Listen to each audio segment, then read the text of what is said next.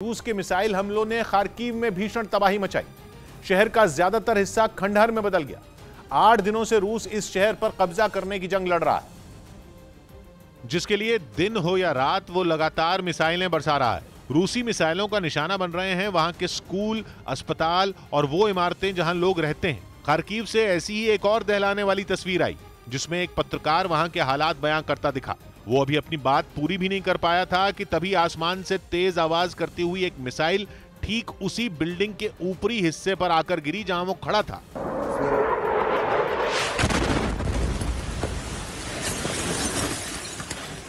Missile के धमाके के बाद वो पत्रकार जान बचाकर इमारत के अंदर भागता दिखाई दिया। लेकिन खार्किव के कई लोगों की किस्मत उस पत्रकार की तरह नहीं रही। रूस के ताबड़तोड़ मिसाइल हमलों की जद में आकर वहां अब तक 30 से भी ज्यादा लोगों की मौत हो गई, जबकि शहर का एक बड़ा हिस्सा मलबे में तब्दील हो गया। खंडहर में बदली इमारतें देखकर ऐसा लगा मानो कई साल से वहां कोई रहा ही न हो। दूर दूर तक सड़कों पर पत्थर, लकड़ी और बिल्डिंगों से टूटकर गिरे लोहे के टुकड़े बिखरे दिखे।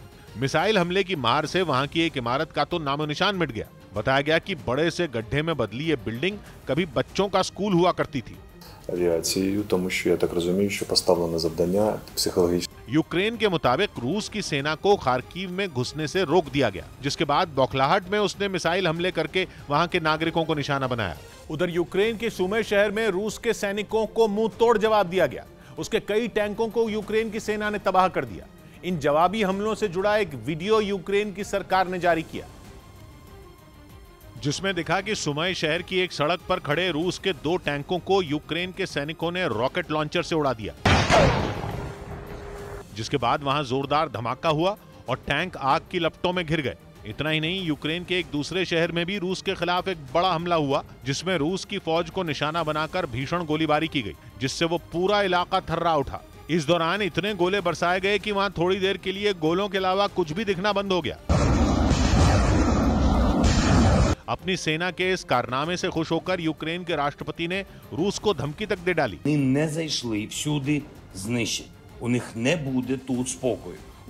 यूक्रेन की फौज की जवाबी कार्रवाई का ये सिलसिला इसी तरह काफी देर तक वहां चलता